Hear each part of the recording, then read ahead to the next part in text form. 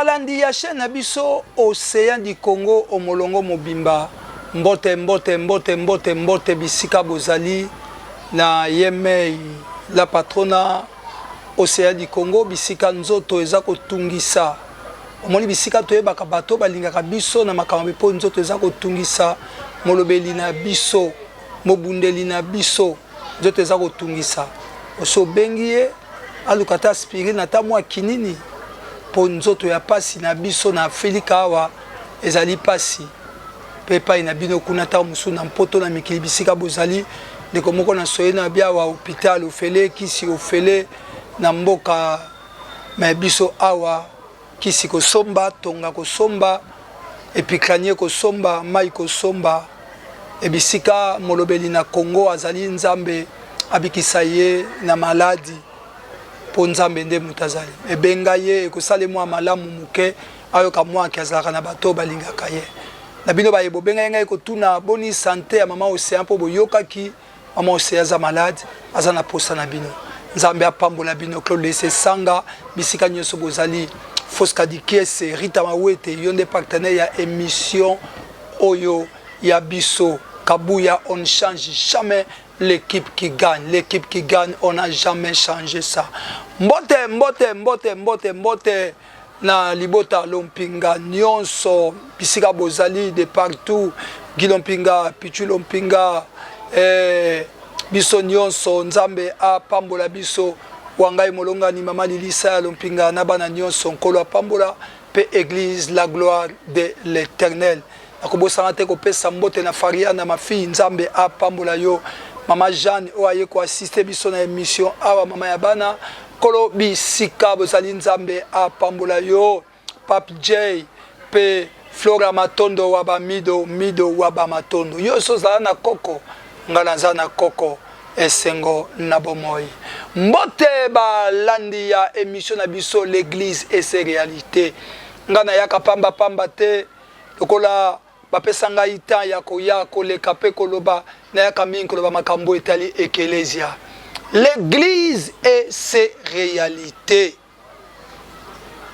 l'église et ses réalités merci mingi na bandeko na zui bambela na zui ma komina bino bolobi mingi na ba émission oyo utikoleka église ses réalités bo bakumisi nzambe azalo kumu bo pe ba blâmer kolo apambola bino parce que tokoki kozwa bino nyonso te bolinga biso lelo lisusu toye na émission oyo ya biso l'église et ses réalités to bondeli nzambe to pamboli nzambe na biso loba poza papa confusion kotina kat na peuple zala nkolo na nyonso satana za musika na kombo na Yesu nde to bondeli boye amen wabino sango mokonzi révérend Didier Lompinga nazwaka bapel nde obengaka tata mikolo bande mission wana elekaki oleki lisusu te ndenge nini tala makambo eza korenye na kati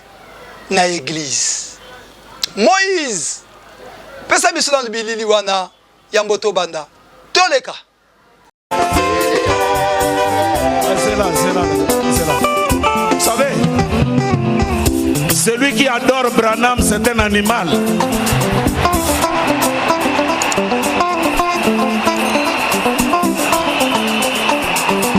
Parce que quand vous prenez un doigt de banane, vous donnez à un chimpanzé, il ne sait pas faire la différence entre la peau et la chose qui est à l'intérieur. Il mange et la peau et la chose à l'intérieur. Mais si tu donnes à un homme, il enlève la peau, il en mange la chose qui est à l'intérieur. Branham nous a amené le message. Et le message c'est Jésus. Alors les chimpanzés, et ils mangent tout. Mais celui qui croit que Jésus-Christ est Dieu, que Dieu le bénisse. Alléluia.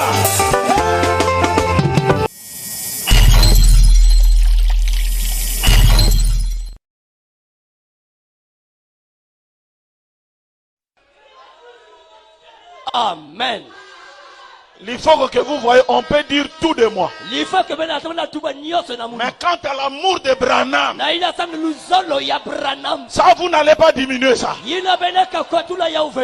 Oui, frère. Je vais choper même quelqu'un. J'aime Branham plus que Jésus. Il y a quelqu'un. Ça c'est quoi? nakanisi bomoni na bilili pe confusion ekoti na matoi na bino entre pasteur nabenga pasteur nkola zwa lokumu entre pasteur Lifoko du ciel et le révérend Baruti qui dit la vérité ici kozali sepela déjà okomona na bilili eleki Lifoko bambulu eleka alobi boye muto ya koloba Baruti azali nzambe e muto ya koloba Branham azali nzambe alakela mabe pe azali démon mais si yango ya bambula muke Lifoko du ciel ya koloba ke Branham nde nzambe ya lingaka Branham koleka Yesu alingi Branham koleka pe mususu kutu alobi yango ke Branham azali chemin, la vie et la vérité. Jean 14, 1 de Branham, so 14, 6 de Branham. Jean 14, 6 de Branham. Bandeko, mbilinga ekoti l'église, to ebite qui dit la vérité? Qui dit la vérité? Qui est Branham? William Marion Branham. Azanani.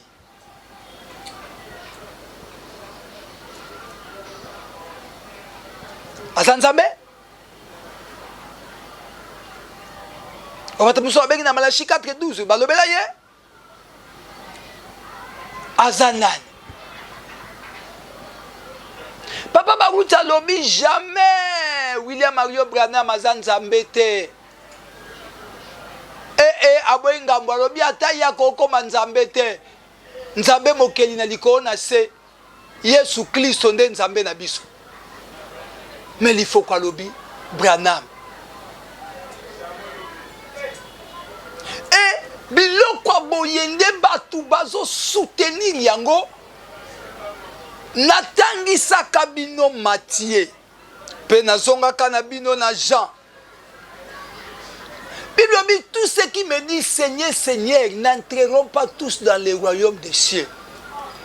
Na munoko na mosali na nzambe. Alobi ke mutu akoloba Branham azan nzambe alakela mabe mais ye moko na munoko na ye a changé alobi Branham nde nzambe et puis tala batu na église ndenge batelemi bazokumisa alléluia amen amen elaksi solide oh lobi échange makate mais voilà ce qui se passe dans l'église aujourd'hui. Église leba adorer nzambe église comme quoi adorer mutu histoire ya Yesu na femme samaritaine lebini mais l'heure vient et elle est déjà venue où les vrais adorateurs adoreront le Père en esprit et en vérité. Maintenant l'église de Dieu, comment on est en train d'adorer Dieu? Tu commences à ma culte, il y a personnalité. Mutunda komi nzambe. Ah, n'appelle ça l'église de nous a raison. Que est nzamba mindele, biso to nzamba so batu mwindu. To boni. N'appelle ça bandoko nga musulman raison. Ba ba ke biso to ebi isate o biso to salaka. Comment confuser koko kota bwena munoko mutu moko? Est-ce que mutu wana zo salela nzambe? To se nzambe te qui dit la vérité entre papa na mwana? Qui enseigne la vérité? C'est Papa Baruti ou bien c'est mon frère Lifoko? Mais Lifoko était retiré, Lifoko ayebani na kati na mokinyo comme un fin chanteur, un adorateur. Mais lelo, c'est que Lifoko n'a point connu Jésus.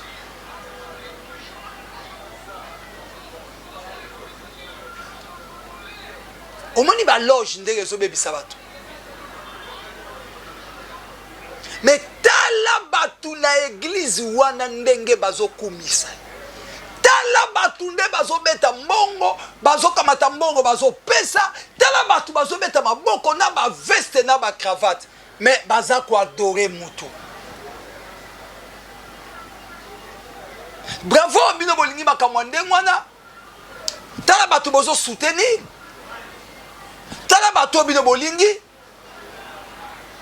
Bato bazo yebana ya solo. Omoni madesu na yebisaka bino ndenge bimi likolo. Madesu kitoko etika na se. Tala madesu mabende bimi likolo. L'ifoko du ciel. Madesu mabe. Bato nyonso bayiba koyoka suba nzembo na yete. Adoraka Nzambe te. Comment muto yokumisaki lobi lelo oniyeye.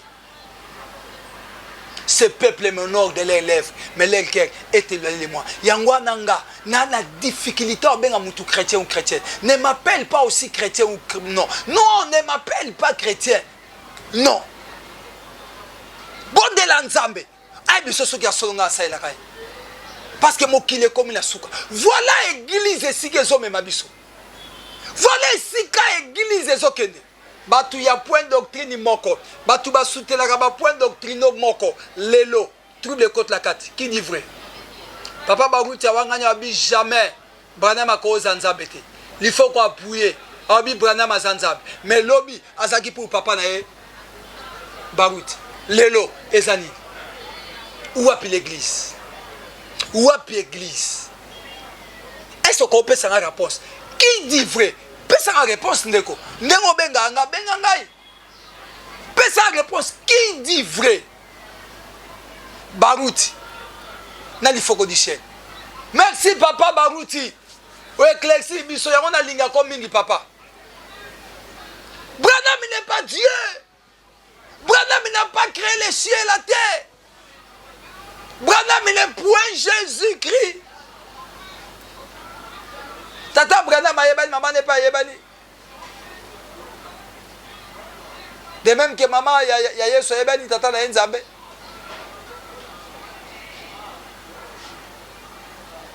Mais comment tu peux faire ces choses? Il faut qu'on décevoir Yesu, au décevoir l'église tout entière. Oza mutuba tumba ona moto kufa. Oyebi tamie. Oyeba ndoki. Mais eza mabe makasi otamana hypocrite. Mutu aza double face. Soki mutu aza ndoko oyebi aza ndoki. Okoyeba ndeni okosa po contrecarrer. Mais mutu aza na double face. De quoi il faut que mais tala bato ba soutenir vous envoyez de l'argent tala comme la mituka tala munene tala makambu soit vie mais à cause de vous nzoka c'est un sataniste, c'est le diable en personne qui vient séduire tout un peuple. Si kotoza alors bien je vais choquer quelqu'un, j'aime Branham que Jésus-Christ. Bien aimé, Bible dit tu aimeras le Seigneur ton Dieu de tout ton cœur, de toute ton âme, de toute ta force, de toute ta pensée, et ton prochain comme toi-même. Yé a vu prochain, à Tchèdi Bosso Nzambe. Où est Dieu dans ça? Branham, Nzambe ou Nzambe te?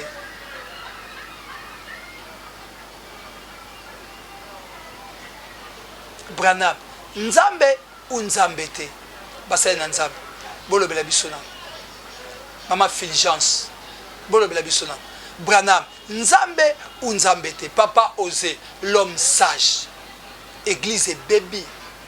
Taba réalité, ils ont se passé dans 4 églises. Tamakam, ils ont leka na 4 églises. Tamakam, ils ont leka na 4 églises. Est-ce qu'au Congo réellement il y a l'église?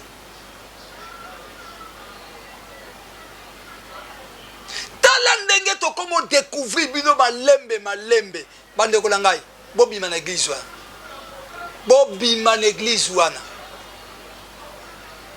c'est pas votre temps bobima ouais ça qui a personnalité, quelqu'un qui adore une personne. Bible pe qui si a lobi o ko adorer mutute o ko sala même pas ba image taye ya biloko za likolo tina se. Mais bon, tiens, photo à Branham. Bisika miku à Branham ezali, ezolela.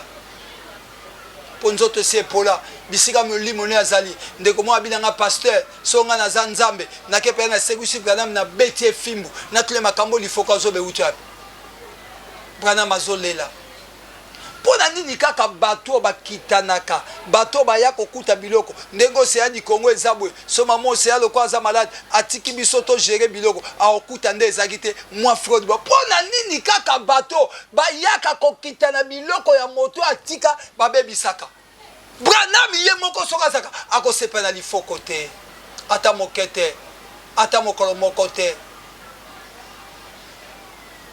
po Branham jamais atika akolobaka yazali nzambe. Et puis, il y a Branham, pe famille biologique, bisika bazali, bana kande ya lifoko.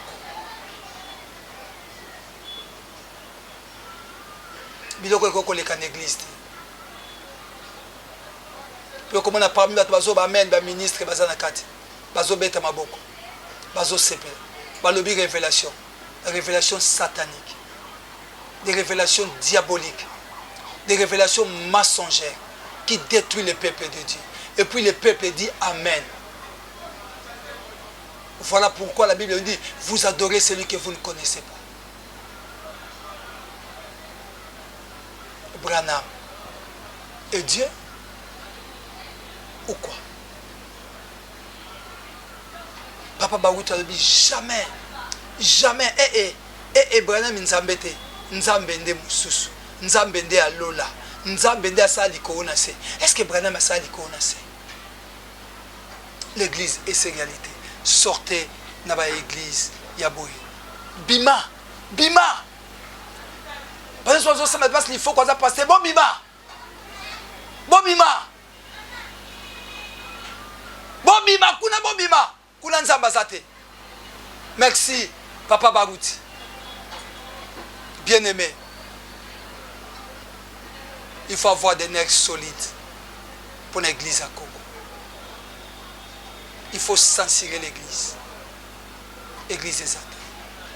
Passe na mutema. Na sukisi. Yakoloba. Entre les focos du ciel et Papa Baruti. Qui dit la vérité. L'église et ses réalités. Ce qui vous sépare qui dans l'émission. Bengangai. Foulinga sous information. Nazar na pour l'église. Je suis le défenseur de Jésus-Christ, le défenseur de l'église. Tous les gens pour nous défendre, on est l'église. Toute l'église est son église. Nous sommes au temps de la fin. Oyo madesu, ceux qui basombi bachena mai, ya mabebi makalikolo, ya malamu etika. Tokoye la bilo lisusu, na sima ya mikolo. Mais pour la lelo, to suki awa. Mbote lisusu na mama Océan bisika za kobela, nzambe alola. Abikisa ye botikala malamu kombo na Yesu ezwa lokumu likolo na nyonso na kombo na Yesu nde tobondeli Yesu nde bomoi Yesu nde solo yake pai na Yesu nde okobika na kombo na Yesu tobondeli bayo.